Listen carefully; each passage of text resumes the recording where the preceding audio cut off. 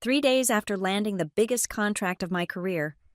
I found my office empty, my team gone, their desks vanished, and in my chair sat a fresh-faced expert the CFO swore would revolutionize our department.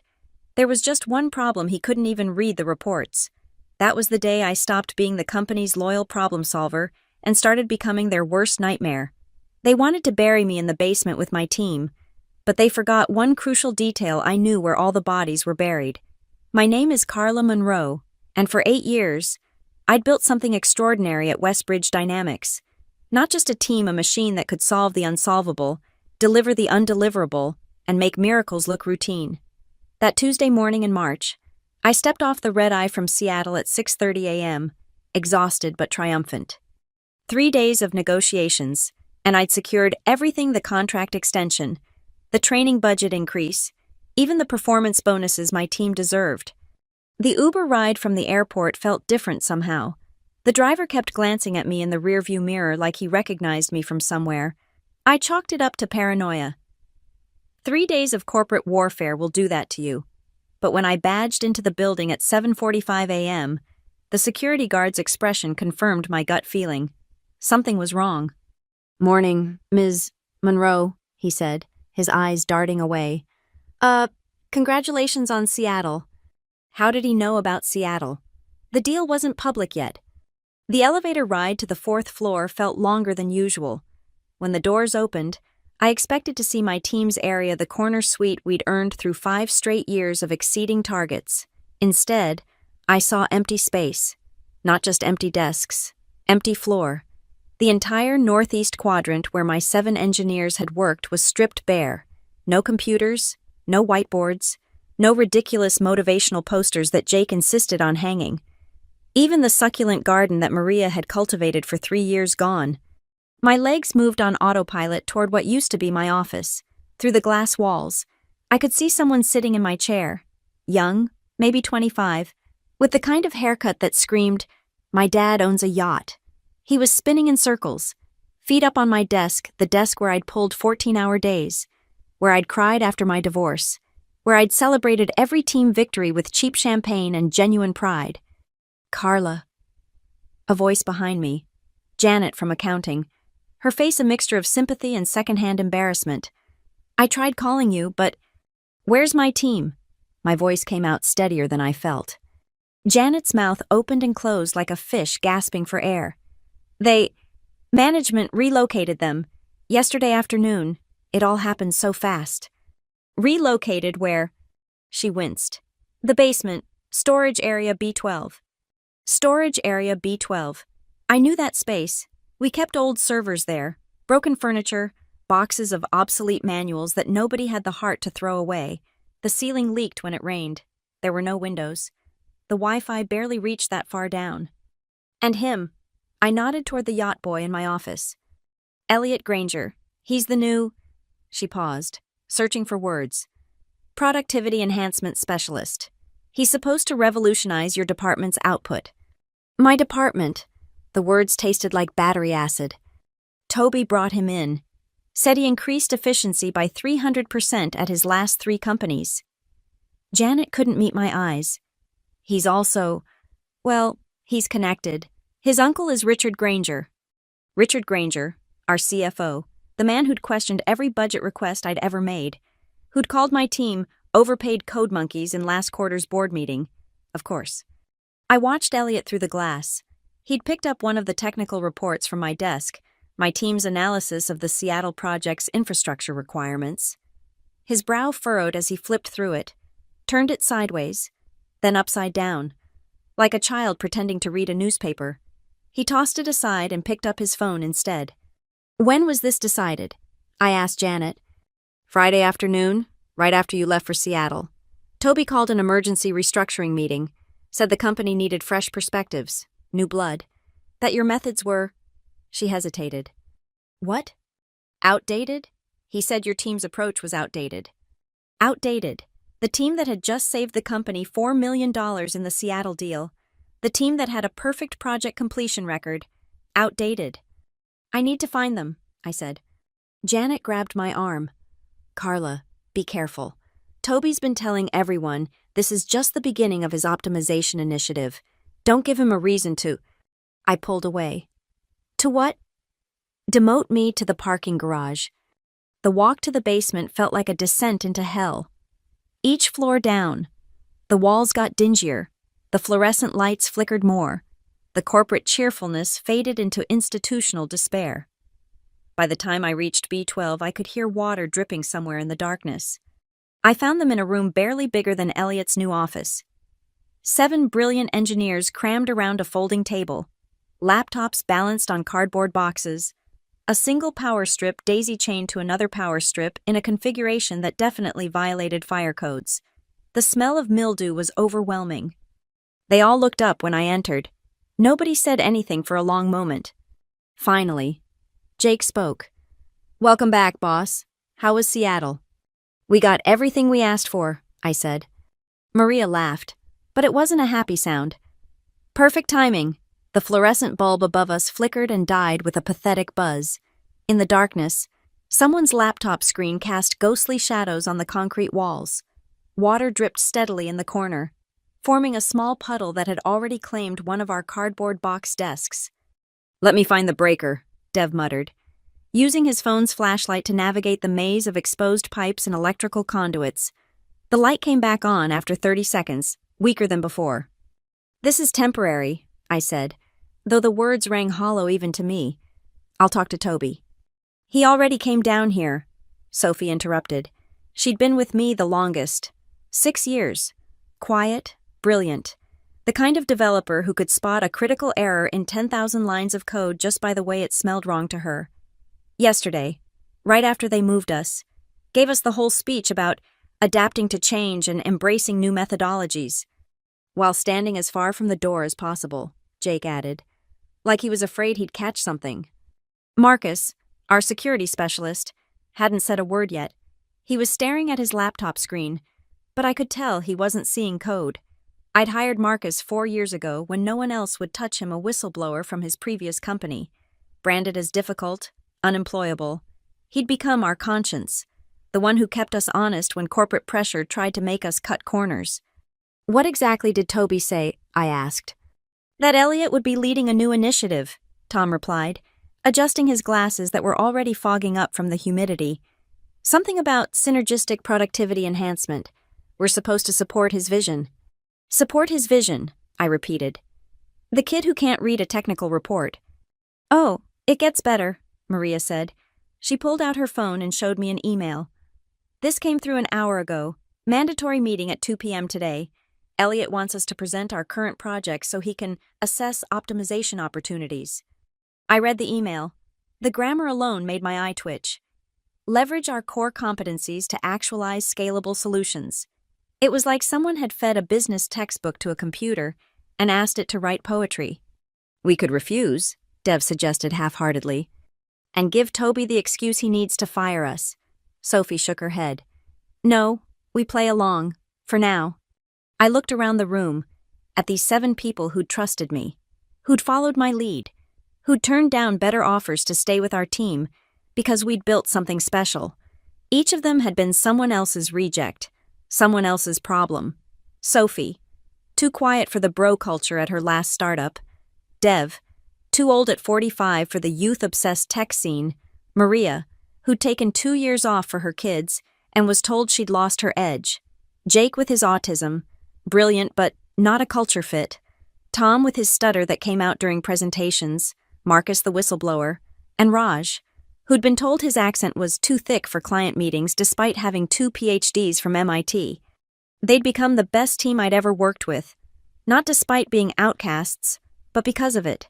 They knew what it was like to be underestimated, so they never underestimated anyone else. They knew what it was like to have to prove themselves every single day, so they never stopped pushing. "I need you all to do something," I said. "Start documenting everything, every process, every shortcut, every piece of institutional knowledge you have. Create comprehensive guides for everything you do. You want us to train our replacement." Marcus finally spoke, his voice flat. "No, I want us to prove we're irreplaceable, but more importantly, I want a record of what this team actually does, compared to what Elliot thinks we do. Understanding dawned on Sophie's face. You're building a case. I'm building insurance, I corrected. Raj, can you pull together performance metrics for the last 3 years? Everything quantifiable.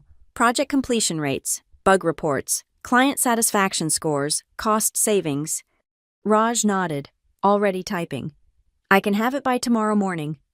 Tom, I need you to calculate the actual value we've brought to the company. Every project, every innovation, every fire we've put out. Tom's stutter kicked in as it always did when he was excited. That's going to be a big number. Good. Make it bigger. Include opportunity costs. What would have happened if we hadn't delivered? The room had changed. The water still dripped. The lights still flickered. But something had shifted. They weren't defeated anymore. They were angry. Good. What about the meeting with Elliot? Jake asked. We go, we present, we let him talk. I smiled. And it wasn't a nice smile. Give him exactly what he wants, a surface-level understanding that makes him think he's in control. Meanwhile, we document every single thing he doesn't understand, every question he can't answer, every technical detail that flies over his head. You're planning something, Sophie said. It wasn't a question. Toby made a mistake, I said. He didn't just disrespect me. He disrespected all of you. He took people who've proven themselves 100 times over and shoved them in a basement like broken equipment. He brought in someone whose only qualification is nepotism and gave him our work, our space, our recognition. I looked at each of them. So yes, I'm planning something. We're going to give them exactly what they asked for, complete cooperation with their new productivity expert. And we're going to document exactly what happens when you replace competence with connections. The lights flickered again, and this time they stayed off for a full minute. When they came back on, everyone was smiling. It wasn't hope exactly, it was something sharper, more dangerous. Meetings in 4 hours, Maria said. Should we prepare something special for Elliot? Just the truth, I said. Sometimes that's the most dangerous weapon of all. I stayed in that basement until 1:30 p.m., helping my team organize their documentation. But my mind kept drifting to how we'd gotten here, not just the past few days, but the past 8 years. I'd started at Westbridge when the technical department was a joke. 4 contractors who barely showed up, outdated systems, and a reputation for missing every deadline. The CEO back then, Patricia Huang, had given me carte blanche to rebuild. Find the best people, she'd said. I don't care where they come from. So I'd hunted for talent in all the places other companies ignored. Sophie. I'd found debugging code at 3 a.m. in a gaming forum, helping strangers for free because her last boss had convinced her she wasn't good enough for real development work. Dev was driving for Uber after being aged out of 3 startups. Despite having 20 years of experience that could save us from every pitfall, Maria was selling insurance. Her computer science degree gathering dust because nobody wanted to hire a mom who might need to leave early for school pickups. Jake I'd discovered through his blog about autism in tech. Brilliant analysis. Buried in a site with 12 regular readers because he didn't know how to self-promote. Tom had been doing freelance work for pennies. Clients who would never video call because his stutter made them uncomfortable. Marcus was radioactive after exposing his last company's data breach, blacklisted by every major firm. And Raj had been stuck in QA for 5 years because someone decided his accent meant he couldn't handle client interactions, despite his dual PhDs and publication record. One by one, I'd brought them in, not as charity cases, but because I saw what everyone else missed. They were brilliant, dedicated, and hungry to prove themselves. More importantly, they were grateful in a way that entitled hotshots never were. They showed up early, stayed late, not because I asked, but because someone had finally given them a chance to show what they could do. Within 6 months, we turned the department around. Within a year, we were the team everyone wanted to work with. By year 3, we were bringing in more revenue than any other technical team in the company's history. But Patricia had retired last year, replaced by our new CEO, Daniel Morrison, who'd brought in his own people, including Toby Harrison as our new department head 5 months ago. Toby, with his MBA from Wharton and his theories about disrupting traditional team structures. Toby, who'd never written a line of code but had strong opinions about how coding should be done. I should have seen this coming when he'd started asking about our hiring practices. Why don't we have anyone from the top schools, he'd asked. Where are our Stanford grads? Our MIT alumni? We have 2 PhDs from MIT. I'd reminded him. Raj has… You know what I mean. He'd cut me off. People who fit our corporate image. Corporate image, not competence, not skill, not proven results. Image. Now, walking to the conference room for Elliot's meeting, I passed the wall of awards our team had earned. 5 Project of the Year plaques, 3 Innovation Awards, 2 Client Choice Honors. Tomorrow they'd probably be in the dumpster. The conference room was on the executive floor, a calculated power move. Make us come to them. Remind us who was in charge. Through the glass doors, I could see Elliot already there, feet up on the conference table, playing with his phone. Toby sat beside him, laptop open, that shark smile he wore when he thought he was about to win something. My team filed in behind me. Sophie had changed into her most conservative outfit. She knew how to play this game. Dev had his laptop bag slung over his shoulder. 20 years of experience compressed into quiet confidence. The others arranged themselves around the table, professional, prepared, giving nothing away. The basement brigade, Elliot said, not looking up from his phone. Ready to show me what you've been hiding down there. I bit my tongue. Jake's hands clenched under the table. Maria's smile could have frozen helium. We've prepared a comprehensive overview of our current projects, I said, keeping my voice neutral. Would you like to start with the Seattle implementation, or… Actually, Elliot interrupted, finally putting his phone down. I want to start with a question. Why does a simple technical team need 8 people? My last company ran everything with 3. Your last company went bankrupt, Marcus said quietly. The room went silent. Toby's face flushed red. That was due to market conditions, Elliot said, his voice sharp. Nothing to do with our streamlined operations. Streamlined, Sophie repeated. Is that what we're calling it when you fire your entire QA department and ship products with critical security vulnerabilities? Elliot's neck was turning red now too. I don't think you understand modern Agile methodology. Agile doesn't mean shipping broken code, Tom said, his stutter completely absent when he was angry. It means iterating quickly while maintaining quality standards. Maybe if you focused less on standards and more on speed, Elliot shot back. You wouldn't be stuck in the basement.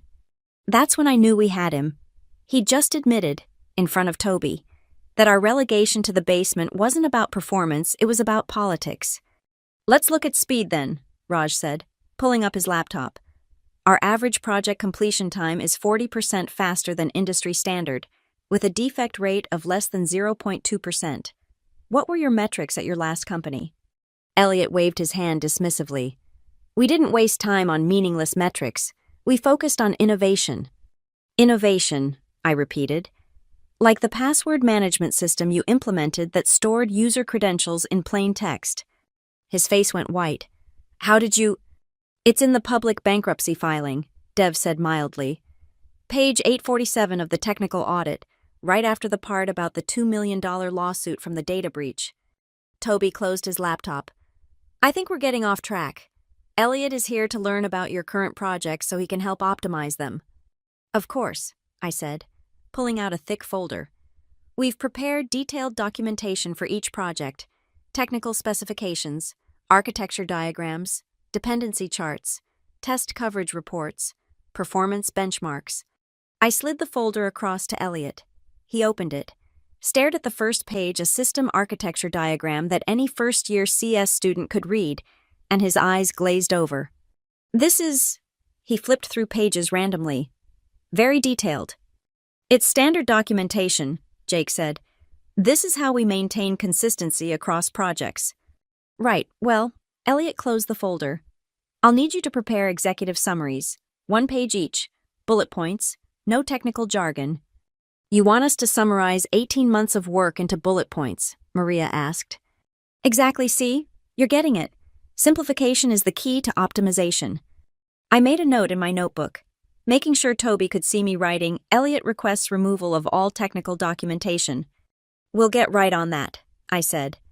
Should we continue with our current security protocols while you're reviewing, or would you like us to simplify those too? Security protocols.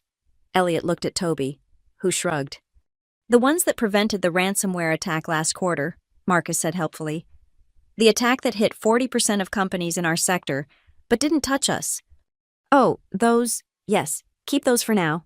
For now, I made another note. The meeting continued for another hour, with Elliot making increasingly absurd suggestions and my team documenting every single one. By the time we left, we had enough rope for him to hang himself twice over. As we walked back to the basement, Sophie fell into step beside me. He has no idea what we do. Does he? None at all, I agreed, and that's going to be his downfall. The next 2 weeks were a masterclass in corporate sabotage, disguised as complete cooperation. Every morning at 8 a.m. sharp, I'd send Elliot his requested simplified reports, one-page summaries that were technically accurate, but utterly useless without the context he'd rejected. Every afternoon at 4 p.m., I'd send Toby a progress update, carefully documenting Elliot's decisions and their immediate consequences. The first crack appeared on Thursday of week 1. Elliot had decided to optimize our code review process by eliminating it entirely. We're moving too slowly, he'd announced. From now on, developers push directly to production. Marcus had looked at me with barely concealed horror. I'd simply nodded and documented the directive, CCing legal. By Friday afternoon, 3 production servers had crashed. Not our fault we'd followed Elliot's instructions to the letter. The client calls started at 5:15 p.m. I forwarded them all to Elliot's extension and left for the weekend. Monday morning brought an emergency meeting. Richard Granger himself was there. The CFO's usually perfect hair slightly disheveled. What the hell happened to the Morrison Industries platform? Elliot started spinning immediately.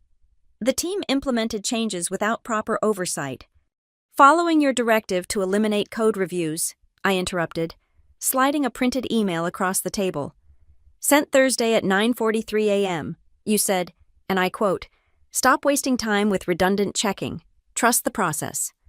Richard's jaw tightened as he read, "Elliot, you authorize this." It's standard agile methodology. It's stupidity, Richard snapped. Then, catching himself, it's a learning experience. Fix it. We fixed it. Took my team 6 hours of overtime to restore everything. But we fixed it. I documented every minute, every line of code, every dollar it cost the company. Week 2 brought bigger problems. Elliot had found our vendor contracts and decided we were overpaying for cloud services. Without consulting anyone, he'd started negotiations to switch providers, not understanding that we had custom configurations that had taken 3 years to optimize. Dev caught it first. "Carla, he's about to sign with Cloud Basic. They don't support half our architecture." "Let him," I said. "But document everything, every email where we explain the technical requirements, every meeting where he dismisses our concerns. Let him sign it." He signed it Wednesday afternoon, proud of saving 30% on hosting costs. By Thursday morning, our development environment was dead.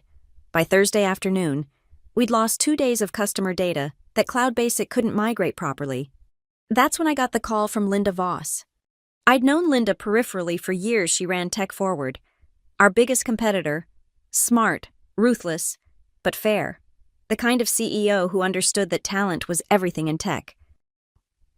"Heard you're having some troubles over there," she said without preamble when I answered my personal phone at lunch. "News travels fast." "Faster when your new productivity expert drunk tweets about cleaning house at Westbridge from the country club bar." She paused. "I also heard you're the one who landed the Seattle contract." "Ancient history, 2 weeks ago." Linda laughed. "Carla, I've been trying to poach you for 3 years.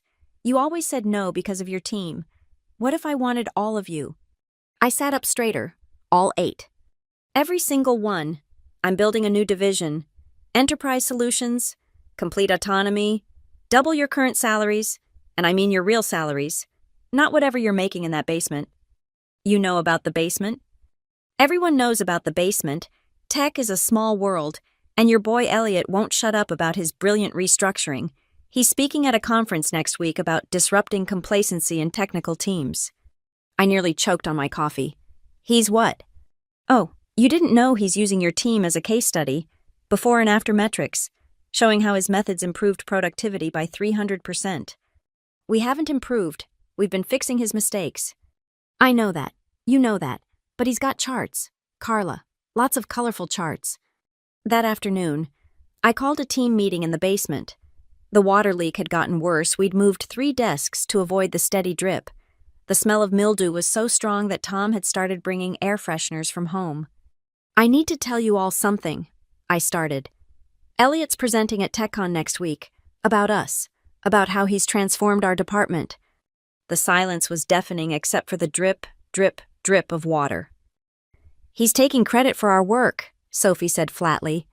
Worse, he's creating fictional metrics showing improvement where there is none. I've seen the preview slides. He's comparing our post-Seattle numbers to a cherry-picked bad quarter from last year. That quarter when half of us had COVID, Jake said. When we were down to 3 people for a month. Exactly. Marcus stood up, pacing in the small space. We could go to HR. Run by Toby's golf buddy, Maria reminded him. The board, then. Who are going to believe the CFO's nephew or 8 people in a basement, Dev asked. That's when I told them about Linda's offer. Every detail, every dollar, every promise of autonomy. You're leaving, Raj asked quietly. We're leaving. If you want to, all of us, together. Tom's laptop suddenly sparked and died. Water had finally reached the power strip. He stared at it for a moment, then started laughing. Not happy laughter, but the kind that comes when things are so absurd that it's either laugh or scream. When? He asked. Soon, but not before we set the record straight. I've been documenting everything, every mistake Elliot's made, every cost to the company, every client complaint, but I need more. What kind of more? Sophie asked, though her smile suggested she already knew. The kind that proves beyond doubt what happens when you replace expertise with nepotism. Elliot's speaking at TechCon next week. The board meeting is the week after. That gives us 2 weeks to compile everything. Everything, Marcus asked. Every line of code we've written, every project we've saved, every innovation we've implemented, and, I paused, every disaster Elliot's created that we've fixed without taking credit. That's a long list, Dev said. Then we better get started. For the next 3 days, we worked like we'd never worked before. Not on company projects, those we handled with the bare minimum effort Elliot expected, but on our real project, The Truth. Sophie pulled Git commits showing who really wrote what code. Dev compiled client testimonials spanning 6 years. Maria documented the 37 critical bugs we'd prevented from reaching production. Jake created visualizations of our actual productivity metrics, not Elliot's fantasy numbers, but real data. Tom traced the financial impact of every project we delivered. Marcus dug into Elliot's past, finding 3 more companies he'd left in ruins. And Raj put it all together into a presentation that was both devastating and undeniable. Meanwhile, I worked on something else, something personal. I'd found Elliot's TechCon presentation on the shared drive. He hadn't even password protected it. Slide after slide of lies, using our work to build his reputation. But buried in his speaker notes, I found something interesting. He'd been promised a promotion to vice president if he could show a 40% improvement in department efficiency within the quarter. That's why the basement. That's why the rush. It was never about the work. It was about making us look so bad that any change would seem like an improvement. I forwarded the file to my personal email, along with every other piece of evidence we'd collected. Then I made a call. Patricia. It's Carla Monroe. I know you're retired, but I thought you should know what's happening to the team we built together. Patricia Huang might have been retired, but she still owned 12% of Westbridge Dynamics stock. More importantly, she still had the ear of several board members who'd been with the company since its founding. After our hour-long conversation, she promised to make some calls. Meanwhile, Linda Voss and I met for coffee at a small place downtown, far from both our offices. She came prepared with contracts, benefit packages, and an organizational chart that had my team at the center of her new enterprise division. I want you to understand something, Linda said, sliding the documents across the table. I'm not doing this out of charity. Your team's reputation is solid gold in this industry. Every CTO I know has a story about how you pulled their ass out of the fire. We just do our jobs. No, you do miracles. And Elliot Granger is about to take credit for all of them. She tapped the contracts. Start date is flexible, but I need to know soon. I've got 3 other companies trying to poach your people individually. Individually? Marcus has an offer from Microsoft. Sophie's being courted by a startup in Austin. Dev's got 2 consulting firms trying to bring him in as a senior architect. Linda leaned back. They don't know about each other's offers yet, do they? They didn't. My team was so loyal. They hadn't even mentioned being approached. But of course they were being hunted. Talent like theirs didn't stay hidden, even in a basement. 2 weeks, I said. Give me 2 weeks to finish something. The board meeting. You know about that too. Carla. Everyone knows. Toby's been bragging about his restructuring presentation, how he's going to show the board that traditional team structures